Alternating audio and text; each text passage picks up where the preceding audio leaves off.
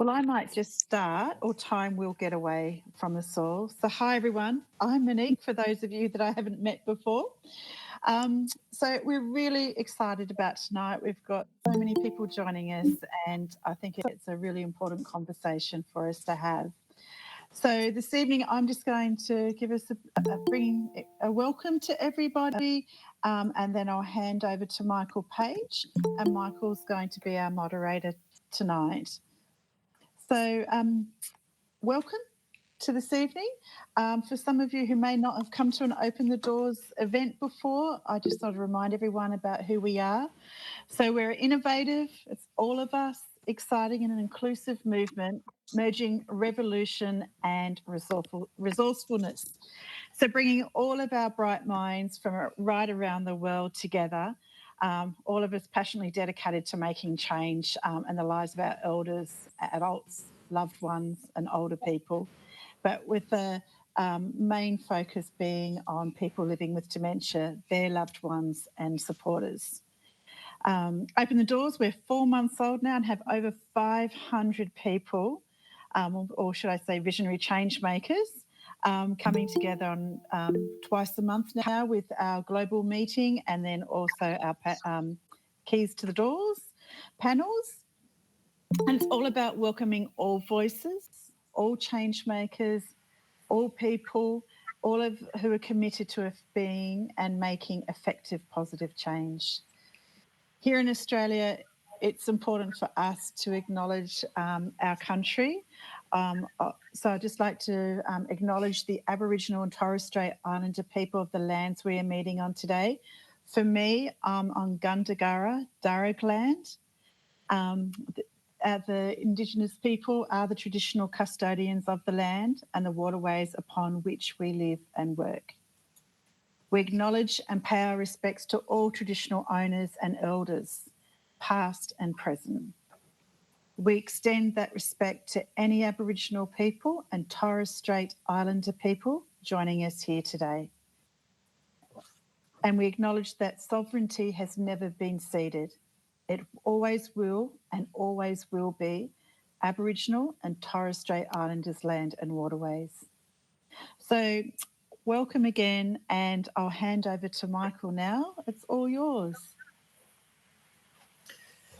Thanks very much, Monique. And we're just waiting for Maxine, I think, to join us. But I'm going to, so someone could see what's going on there. Yeah, I can get onto that. So, you're here. Welcome. Right.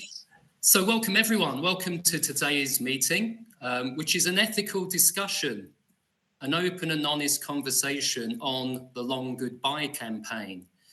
This meeting follows up from our last Keys to the Doors meeting about a month ago, which was on language. And I think language is going to be an important part of today's discussion. So what we're going to be discussing is the concept of a living death, or in fact, dementia being a living death, as portrayed in the Long Goodbye campaign from Alzheimer Society in the UK. And hopefully we're going to have an open, friendly and robust discussion about its intent and its impact, positive and or negative. Just before we start, and I'll introduce the three guest speakers today, just some housekeeping as usual. Please can we keep our cameras on and our microphones muted. This is being recorded. We don't always record these Keys to the Doors meetings, but we are because of the scale of interest in the recording, and having the microphones on distorts the sound quite often. We are going to ask our three speakers to speak in turn and giving them around about 10 minutes each.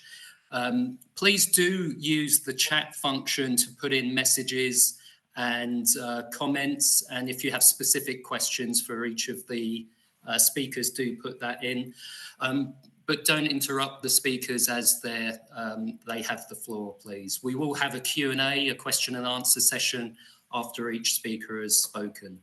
And we are hoping to have an online poll at the end of the session, which will require you to go into the activities icon down at the bottom right of your screen, but we haven't trialed that, so we'll see how that goes. That may or may not happen. Okay, that's the boring bits out the way. I'd now like to welcome our speakers for today, Maxine Linnell, Dr. Carol Sargent, and Vicki Cain. So Maxine is a writer and activist from the UK. She was a psychotherapist and trainer for almost 30 years. 7 of her books have been published, novels, stories, and poetry, and she was the editor of Self and Society for 10 years. She was alongside a close friend through her diagnosis and life with dementia. Unfortunately, her friend died during the COVID lockdown. Maxine is an active member of the DEEP movement and runs a local group with many people living with dementia. Her interest in dementia began many years before her own diagnosis, and she writes a blog with poems and articles about her experiences and ideas. So welcome, Maxine. Dr. Carol Sargent is also from the UK. She supported her mum and mother-in-law with dementia, which led to the creation of an organisation which took over 1,600 people diagnosed and living with dementia, their family and friends on holidays throughout the UK. Since the release of The Long Goodbye, she has been part of the We Are Still Alive group to enable more people to be aware of Maxine's petition and to understand what she feels is a negative impact The Long Goodbye is having on the ability of a lot of people in the dementia community to live their best lives. And thirdly, we have Vicki Cain. Vicki is from Australia and is a passionate change advocate and a member of the OTD23 community. Vicki has vast experience as a registered nurse and healthcare professional and is clinical lead for a specialist dementia care programme in Queensland. So welcome to all 3 speakers. We're shortly going to play the advert The Long Goodbye by the Alzheimer's Society from the UK. Alzheimer's Society supports people diagnosed with dementia and their families in England, Wales and Northern Ireland. It's the biggest dementia charity in the UK. I should mention that OTD offered the Alzheimer's Society the opportunity to have someone on the panel tonight, but we haven't heard from them. So, Maxine, if you're happy, we're going to play the video now, which is about 1.5 minutes long. And when it's completed, Maxine, please feel free to take the floor and speak for around 10 minutes, and I'll remind you if you're getting to the end of that. Thank you.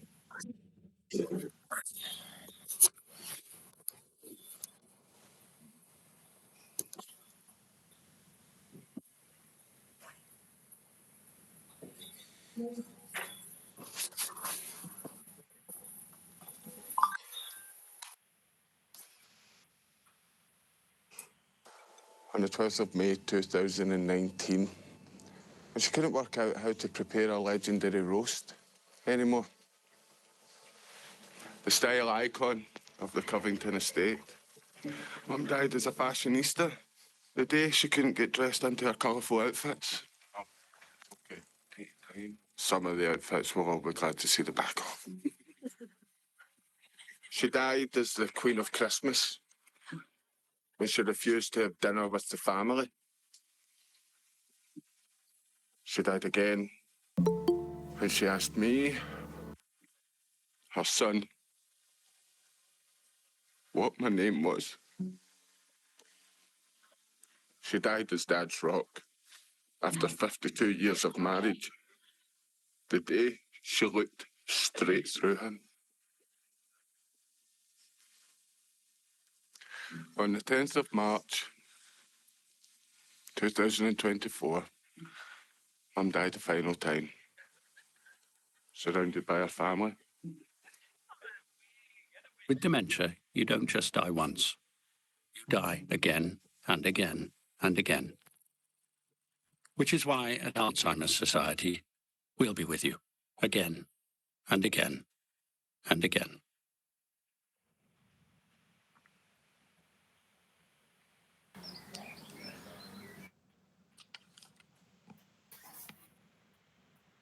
This advertisement has been called The Unvarnished Truth About Dementia. For me, this statement is probably right, and I grieve for that. In talking to you, I'm going to explain why. As you've seen in the video, the main character feels as if his mother died when she couldn't cook Sunday lunch, when she couldn't get dressed in her bright clothes, when she forgot people and names, when she refused to go to Christmas lunch. For all their good intention and their love, this fictional family, based on a real family, have been let down. They have not been supported well enough to understand what dementia is and what a person is. They've not been supported well enough to find ways to move past seeing a change as a death. They've not been supported well enough to have a toolkit of strategies to work with and models of communication and relationship which move beyond their own needs and to be named and recognised. They've not been supported well enough to take care of themselves so that they can bring their best to their relationship with someone living with dementia. Perhaps they've not been supported enough to have space for themselves, to rest and restore themselves. Maybe they've not been supported enough to feel safe, to look dementia and dying in the face, to accept that and to leave fear behind. And that's what I grieve. For me, the statement, "This is the unvarnished truth about dementia," needs to change. Maybe this is the unvarnished truth about how we as cultures deny people living with dementia and the people around them the possibility of a loving, conscious process, which will include dying at some stage. And maybe this is what happens when we can't listen to what someone living with dementia can offer us, can share with us. I'm one of those people living with dementia. I was diagnosed 2 years ago. Maybe you can listen to what we communicate, to what we feel, to our humanity, to our personhood. Maybe you can respect and empathize with us rather than dismiss and patronize us. Maybe you could learn something from us. Maybe we could get closer to each other, not divided and distant. So potentially the film is full of truth, not about the nature of dementia, but about the lack of awareness, the lack of compassion which surrounds dementia. It's full of truth about how we see a woman's role, a mother's role. It's full of the consequences of believing that we are what we do, not who we are. It's full of truth about missing the reality that memories do not create us, they do not make us who we are. I'm sad that this man feels so much loss. Maybe he doesn't have to. I'm sad that we don't get to see the mother except as a young woman or hear the voice of the mother later. I'm grieving about a charity which thinks this is the reality of dementia, which furthers the pain and damage of our fears and our assumptions about how living with dementia is, and which feels it's doing us good. I'm also grieving that many charities who support people living by dementia feel that this is the only way that they can get the support they need is to tell this kind of story, to raise funds, and also to raise awareness. It seems to me that the devastation, the tragedy of dementia is less about dementia itself. It's more about how people living around and through this process are seen and treated. It's more about the lack of support, financial and human. That's the tragedy for all of us. This film shows the depths of misery to which everyone concerned can sink, how their own humanity will be reduced. Rather than the narrator at the end of the film telling us that the picture is real, this is how dementia is, he could tell us how it doesn't have to be like this story. We all deeply need to hear that, although it might seem alien for now. This film is being seen by people living with dementia and by those who care for them.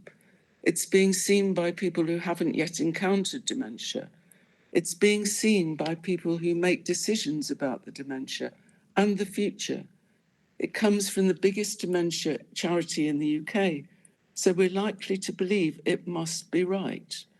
This film is shaking the beliefs of everyone who sees it and shaping them against everything many of us here are aiming to do. This is the tragedy, not the tragedy of dementia, not the tragedy of the death after death that the son in this film experiences. The tragedy is that we still prevent many people living around and with dementia from finding joy, finding beauty, and finding themselves. Misunderstanding and mistreatment, a lack of awareness and a lack of empathy, that's what removes us from living. I'd like to whisper after each of the statements in the film, but you could cook the lunch with your mum. But your mum could still wear the bright clothes she loved if you help her. But your mum still loves you, even when she doesn't remember your name. She may feel afraid, but if you meet her and love her, she won't push you away. If she knows she is still herself but changed, she might feel less afraid. She might be able to share in the things she's always loved. So yes, we need to talk about dementia. We need to face and know its truths. But instead, this film brings a distorted view into our homes, our families, our cinemas, our radios, our cultures and beliefs. That view can only change damage. It can only increase the damage which is already here. I feel I should end on a lighter note, on all the positive work being done. If I don't, it's not because I don't know it's there, how much people are trying to do to change minds. I know that many charities and individuals have expressed their own feelings about this advertising campaign and how much many of you are doing. But I want to name my grief and to honour that. There is a tragedy, and this film is part of the tragedy. Dementia does not have to be a tragedy. It does not have to be a series of losses and pain. A life with dementia can be full of laughter and joy, of music and colour. There can be many years of a full life after a diagnosis. And it's a tragedy that so many of those lives are impacted with the attitudes of people around them, by the attitudes of our cultures, by our fears of dying and death. This film could have been a force for good. It's a tragedy that images like this push all those possibilities further and further away. Thank you. Michael, I'll just quickly say there's a few messages to replay the video. We missed a slight bit at the start, and I'd love it to reinforce Maxine's words. Could we all watch it again? It's just 2 minutes. If Sonal's ready, yeah, just hit play again and we'll watch it again. It'll be good to watch it anyway. And then, Carol, if you could follow on straight after the video.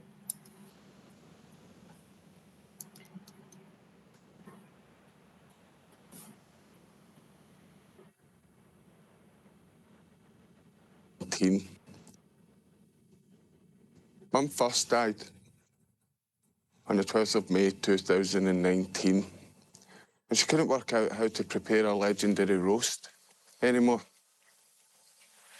The style icon of the Covington estate. Mum died as a fashionista the day she couldn't get dressed into her colourful outfits. Some of the outfits we'll all be glad to see the back of. She died as the Queen of Christmas when she refused to have dinner with the family. She died again when she asked me, her son, what my name was. She died as Dad's rock after 52 years of marriage, the day she looked straight through him.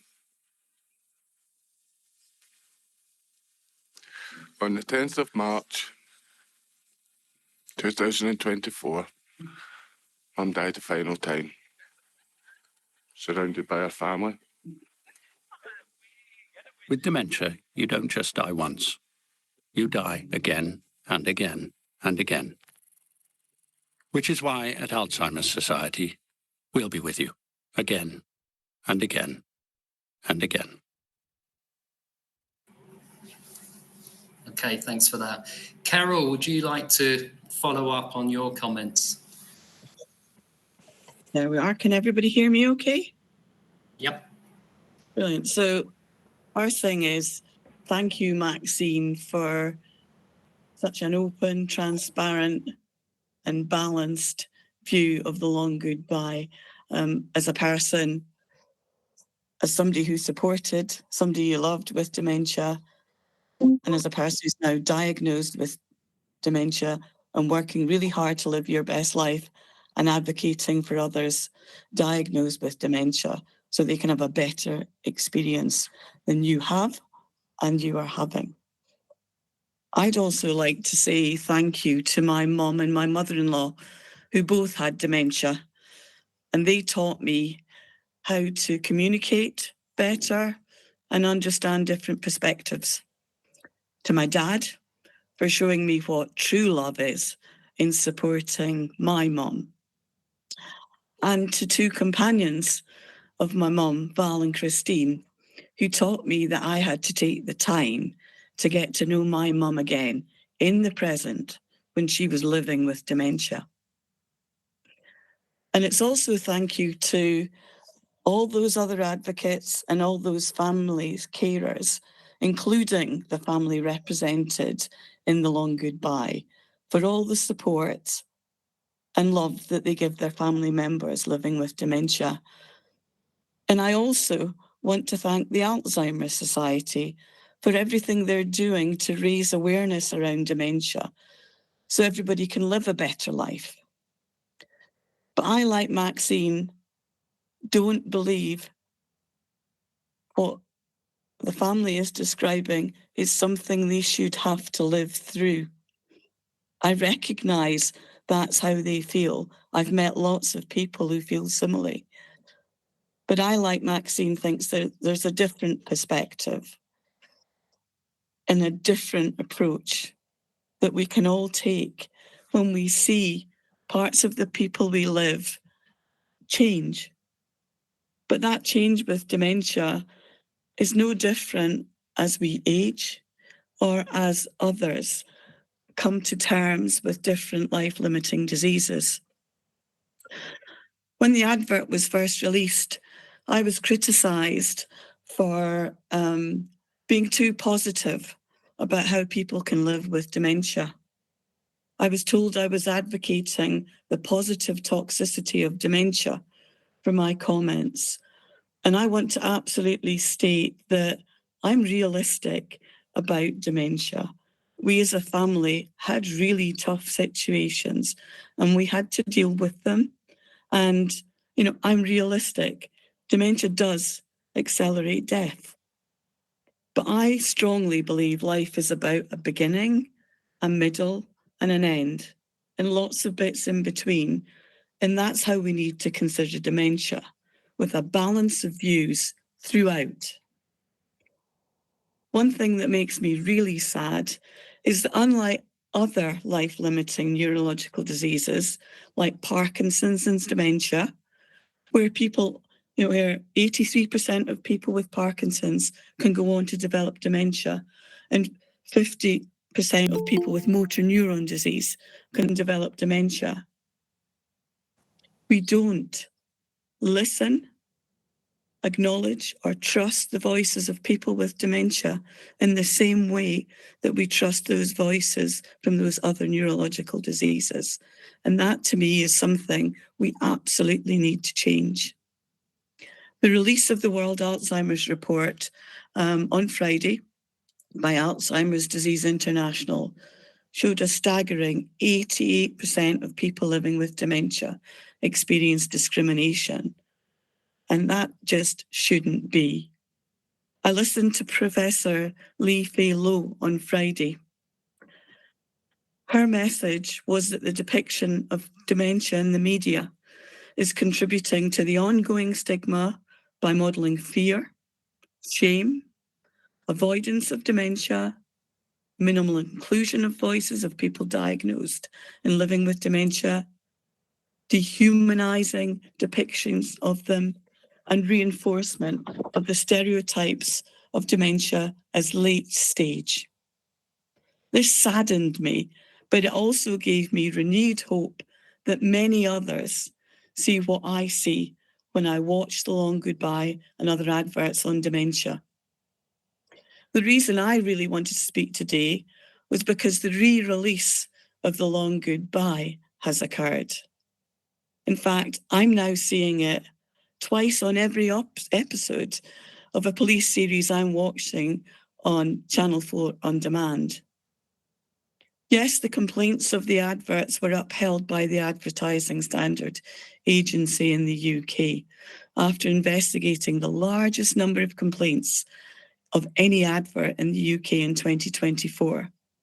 But what really worries me is that the re-release only recognised the discrimination and upset that this advert's caused by including the Alzheimer Society's helpline number. I'm concerned that the restarting of this advert will open the door to more advertising and campaigns with negative stereotypes of dementia.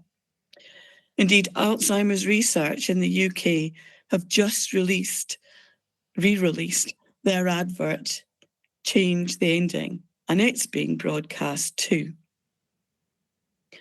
Like The Long Goodbye, I don't disagree with the sentiment and the need to find a cure. But what I do disagree is it only depicts the middle and the ending, and there's no voice of the person diagnosed with dementia. I think everybody will have the opportunity to watch that advert now.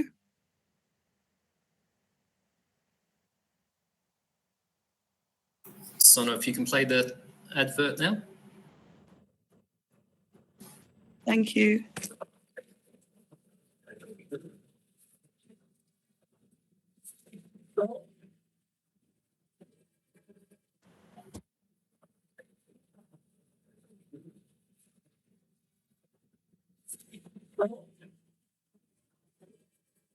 And so it was that the cruel dragon was no more.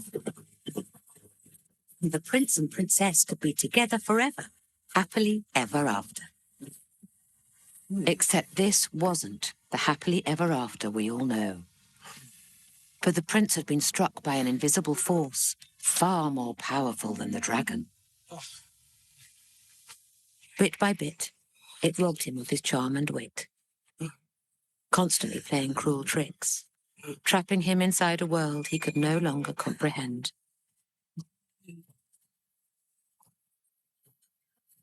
Alas, though brave and resilient, the torment of paranoia and confusion completely overwhelmed him.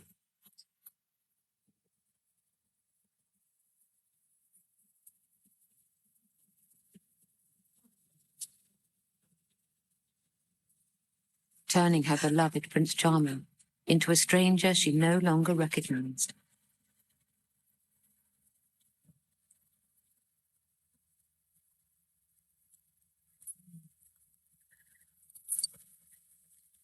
And even though there was little left of the man who once rescued her, she would spend the rest of their years desperately trying to rescue him.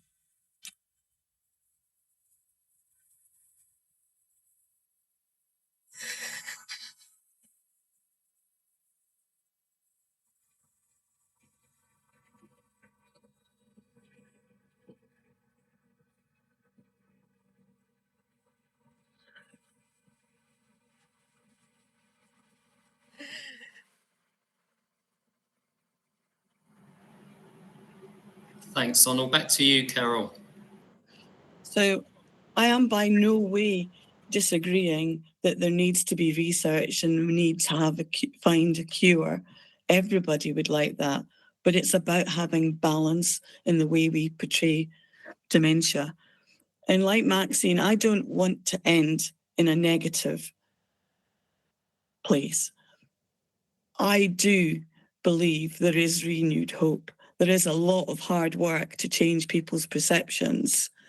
But this next advert, that's recently come out from the NHS in Scotland called Rethink Dementia, which sadly is only available on their website, I believe is portraying dementia in a more balanced way and encouraging the conversations I think we all need to have. And I'm not going to say any more, just let you watch this advert. Thank you. When I first heard it was dementia, I was floored. I stopped talking this much. Stop doing the things I used to. I was acting differently. None of these people have dementia. They are the friends and family of people who do. Steve just being himself again made all the difference to me, even if he does act the clown. When a friend or relative is first diagnosed with dementia, it's natural not to know what to do, but helping someone stay connected and socially active can help them stay well for longer. It's time to rethink dementia. Very, very interesting, very different approach there. Thanks very much, Carol. That was excellent. And now, Vicki, would you mind giving your thoughts and feelings, having seen the 3 videos now and also listened to Carol and Maxine's points? They're 2 very hard conversations to follow from. Thank you so much, girls. Just watching both of them, it's quite saddening when, I've been in aged care for 40 years and it just feels like we've completely gone back 40 years. Just watching those first 2 that, like it's something to be feared. It's something that, to hide from at all costs, and that it has this devastating impact on everybody when we actually know it doesn't. It doesn't have to be that way. So for me, it really resonates with the importance and the urgency of the change that we need to destigmatise the diagnosis itself, but all the language that goes with it.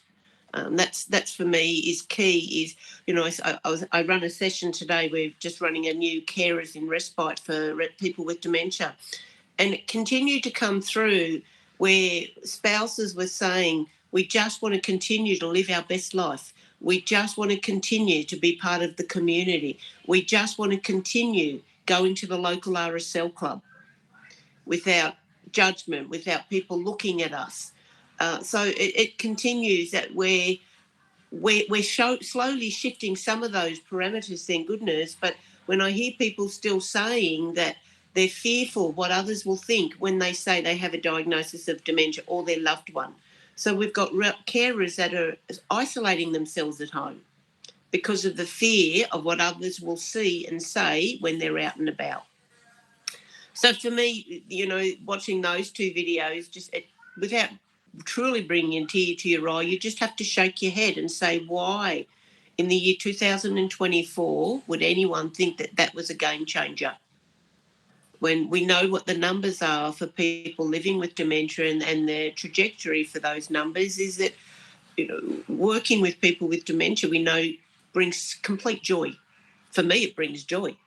Seeing the whole person, knowing their story, having them engaged in purpose and meaning, and, all of those things the above. So I am also a carer for my own father who has dementia and my mum who's extremely academic, writing a book and all of those sort of things. She has no time for him, no time whatsoever.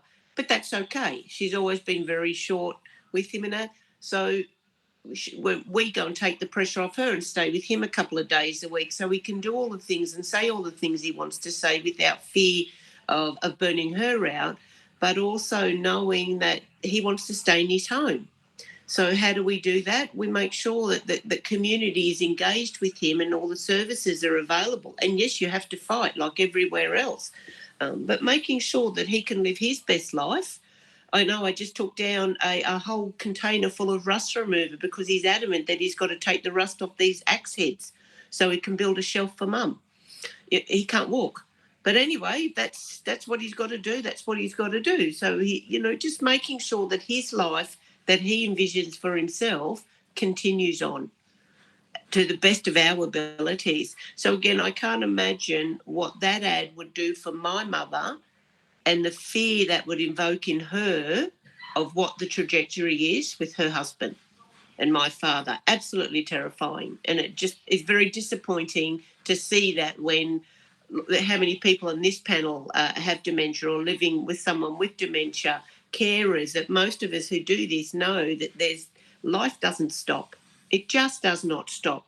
We may need to tweak a few things along the way, but it's, the journey continues, life continues, the goals, the loves, the wants, the desires, none of that changes. I know Gwenda. I see Gwenda all the time out there, and I'm going, she's out there living her best life. And that to me just inspires me to keep advocating. How are we going to make it better? What's the message that we need to get out there? So, we've got to constantly be doing this, and those sort of videos, we just need to keep pushing back and saying they're not acceptable. Because it's not. It just brings all those fearful connotations from the 90s right back to the forefront. So that's my views. Thanks very much, Vicki. Well said. That was excellent. I'm just going through some of the messages. I'm going to ask Aaron to read out some emails shortly. I'm just trying to pick through. There's a lot of messages, and they're quite. Some of them are quite long, so I might not pick out all of them. But just one sprang to mind. I was going to ask Maxine.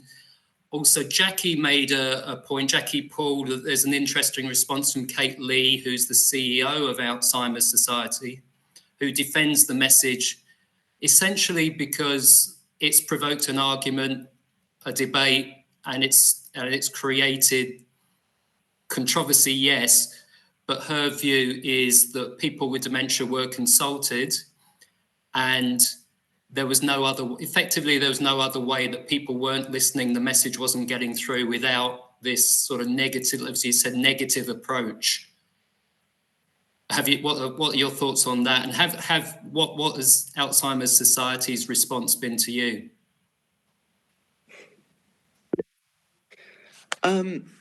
Is this for me? Yes, if you wouldn't mind, Maxine. Yeah. It's really difficult to say I'm sighing because I'm sighing. I'd love it to have started a debate, but it feels like there isn't a debate. There's telling us what to think and how it is. That's not a debate. And I know that some of the people at the Alzheimer's Society are a bit distressed about this film too. It's really difficult to know what to do. And Carol and I talked to the person who is at the head of this campaign, and he listened, but nothing changed. That's not a debate to me. So I'm really sad that that debate isn't happening, and that what we're having to do is to campaign and to really talk very strongly against it, rather than have an open discussion which really does take all the different views into account. Great, thank you. Jackie, you've got your hand up. Would you like to comment? Yes, thank you. Hi, everybody.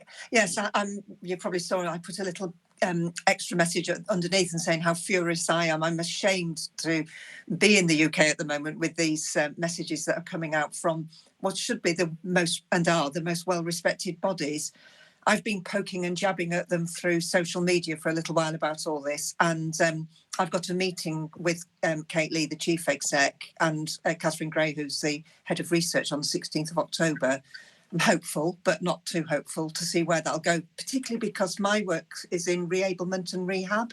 And obviously that's a much more positive message about how you can support people to improve in their abilities despite their symptoms. So I have posted the LinkedIn group that we all belong to. It's an international group, and Leaf Aid that you mentioned earlier is part of that group too. So please do join us in that. But, well, John Zeisel and I had a little LinkedIn chat, and I know he's on this call, to say that perhaps we need our own group, and perhaps it's this group actually to take them on.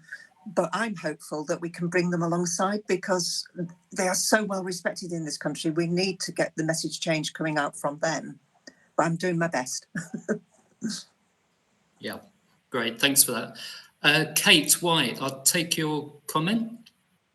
Thank you so much. And thank you to Maxine for a deeply moving and thought through and such an incredible piece of work that she has done to understand and help us all understand the situation. So very big thank you to Maxine. I don't know if people know the consultation with people living with dementia, and Julie is on this call and maybe she'd like to bring herself in there. There were consultations, but my understanding on 2 occasions with people living with dementia, on both occasions the film was the filmmakers and the people presenting it to them for comment were told it is not acceptable in its current form and no changes were made. Okay. And you mentioned Julie. Julie, did you want to come in? Julie Hayden? Yes. I'd just like to pick up on that point, really, that Kate said about the consultation with people who had dementia. I was on the 3 Nations Dementia Working Group, steering group at the time.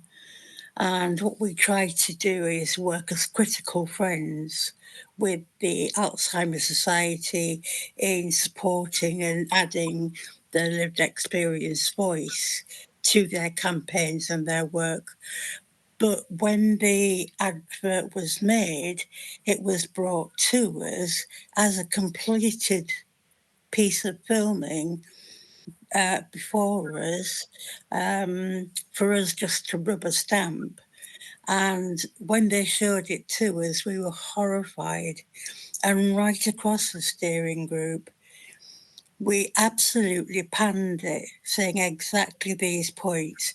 Too negative, too depressing, that it would cause so much damage. And half of that steering group were comprised of the Alzheimer Society ambassadors. And the actual filmmaker promised us that she would go away and make changes and then come back to us. And that's the last we ever heard of it. And the next time we saw it, it was being broadcast completely unedited, and we've not been consulted since. Okay, thanks for that, Julie. John Ziesel, you've got your hand up. Oh, I think John's gone. Danny, you're on mute. Did you want to make a comment?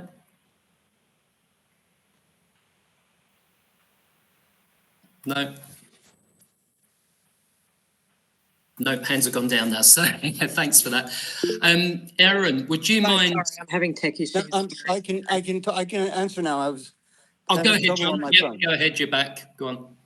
Well, it seems to me that we have the answers of what to do. We have the answers of doing something. And as we just heard, with all the consultation with people living with dementia, they don't do anything. People don't do anything about it. Rather than just talk, we might do something ourselves, which is prepare a counter video, also 1.5 minutes, with those 5 points that were made, and cooking dinner together with someone so everybody feels like they've cooked a roast, introducing oneself all the time, even though it's mom, and introducing oneself and saying, "Hi, mom, it's John, and I love you and you love me. It's your son." And mom never says, "Who are you?" because you're always helping mom remember. And the same with the clothing, and the same, why not dress up nicely and adjust clothing and get dressed as and sing Christmas songs to get there. So there are all these things that we know people can do even later in this condition and later with the disability.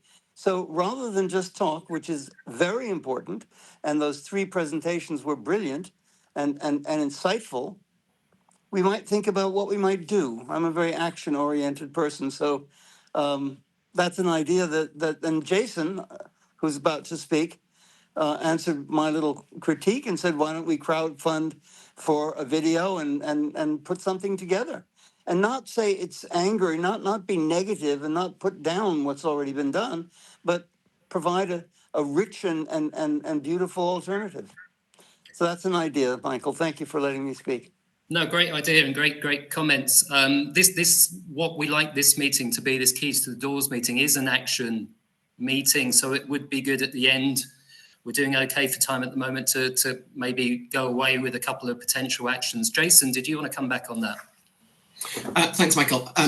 I will. I just wanted to say many people know me, and I've been involved in Alzheimer's organisations for most of my career. I ran a chapter for the Alzheimer's Society in the UK, and then I was with Alzheimer's Australia, as it was then, for 23 years. And I've seen these things happen, and there is no excuse for it, and there is no apology for it, because it shouldn't happen, and especially now. But they do happen. And I think what's really important is that we keep pushing. Like John said, let's make it practical. Let's push back hard, because that's the only way things change. I think as dismayed as I am, I really am, after all this time, to see this stuff still come out. What gives me hope is that this is the first time I've ever seen an international group of people come together and be outraged together about it. So that gives me hope. And I think we keep pushing. And I think, however we do it, I love John's idea. I think it's a really easy turnaround. You get a good film company, they'll nail this no problem, because the messaging's so strong that we want to give. We would need to think of platforms of how you push it out to such a size that it makes a difference, how we fund it. And I think crowdfunding would easily make it happen. So I just wanted to say, from an Alzheimer's organisation point of view, these things do happen. I've been involved in organisations where it's happened, and I've been internally dismayed and had a good go at the CEO and the marketing executive. And we've learned from it and moved on. And I hope Alzheimer's Society can do the same. I'm really upset to hear Julie's commentary that they were very tokenistic in their involvement of people living with dementia. That just should not happen in this day and age. But let's keep the rage, let's keep pushing, let's come up with a better alternative, and let's put it out to the world and say, yes, it's a difficult journey, but it's a journey that's also still full of love. And, I think if we in this virtual room can't do that, then we have lost hope. So let's keep it up. Can I just ask, Jason, because you said you've seen this happen before, what is the justification? What do you think the intent was? Was it deliberate? Yeah, look, no, it wasn't. I mean, my experience is twofold, Michael, of why it happens. One is sometimes naivety of new people into positions, and I have seen where in organisations we've had new senior people particularly come in. There's an old saying in advertising: if it bleeds, it leads. And sometimes you get marketing people in who still have that mentality, and therefore they go for the heartstrings, because then again, there's an old saying in charity work: if you can pull the heartstrings, you'll pull the purse strings.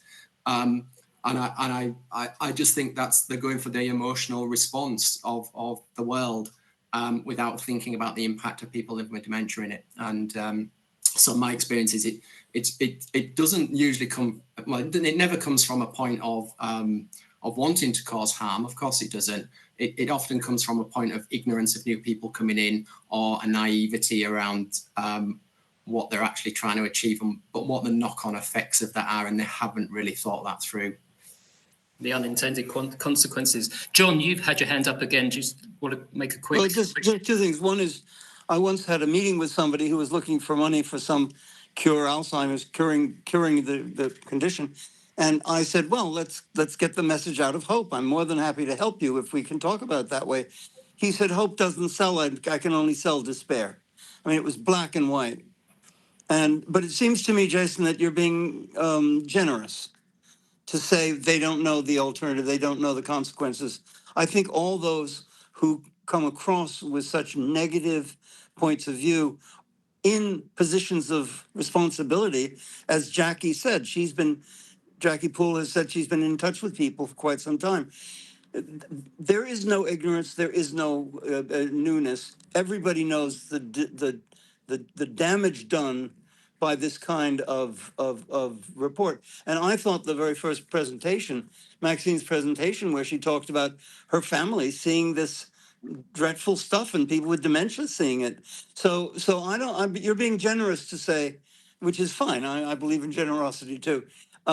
Generous to say people don't understand the impact. They do. That's why I think it's worth having a counter presentation, because they know it. Yeah. That's the sad part about it. And I think you're right, which is this is international. It's now 4:53 in the morning in New York City, where I am. The benefit we can get from this negative PR is to do something positive. And if we don't, I think it's a waste of energy. Yeah, thanks. Good points. I'm Aaron, done now, Michael. Thank you. that's all right. And thank you for being done so early in the morning as well. Appreciate it. Aaron, would you be able to read through a few emails and responses we've had coming in? Of course I can. Thanks, Michael. And Jason, John, amazing. And John, I was actually going to ask if it's all right to read out your comment from LinkedIn now that you're on. Absolutely, and I put it also in the chat here. So, but yes, more than happy. Notice that. Thank you. And great points of summary. And John, I love what you were saying about sort of swinging that back around, using this power and charge in this space to bring back something positive. So first comment is from William Yeats, who lives with dementia and has approved the following comment to be used tonight. So my comment on the issue are as follows. Personally, I was very concerned about the message that this ad campaign was conveying to the general public about dementia. As I have always thought highly of the work Alzheimer's Society is doing, I decided that instead of signing a petition, that I would personally reach out to Kate Lee via our connection on LinkedIn and offer my services free of charge in an effort to diffuse the situation by showing the other, more important side of the narrative. That is, you can live well with dementia. Sadly to say, I never received a reply. Regards, Bill. The next comment comes from Marie Alford, who's approved. So disappointing, I'll miss this one, as I have real mixed feelings about this advert. As someone who has watched someone they love dearly in The Long Goodbye, I felt the emotion of the loss and the grief and absolute pain. But as an advocate for living with dementia, I cringed. It is so complex and grounded in individual perspective, but national messaging needs to be across all emotions. I'll be watching the recording for sure. Support. Hi, Marie, in the recording. The next comment is from Dr. Al Power, and it is from Richard Taylor, sadly deceased, 2012, approved. I won't be able to join, but I think it's worth repeating a comment from the late Dr. Richard Taylor in a DVD we co-produced in 2012 and also cited in my second book. I think other people, and sometimes ourselves, see us as fading away. And in fact, they even call it the long goodbye. And so I believe people don't come around to see you as much as they used to. And they don't, because who wants to say goodbye every day? Maybe for 10 years. I never said goodbye to you in the sense that I thought you were dying until we were diagnosed. People say to us, we're going to die twice. We're going to die as ourselves, and then we are going to die as someone that nobody knows.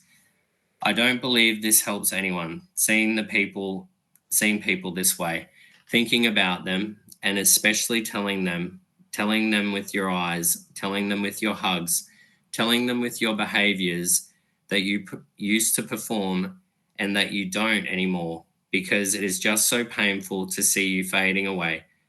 I think It's at the root of most of the sadness, most of the stress that's in the hearts of caregivers, because someone they love is fading away. They are dying right before their eyes. Richard Taylor, PhD, 2012.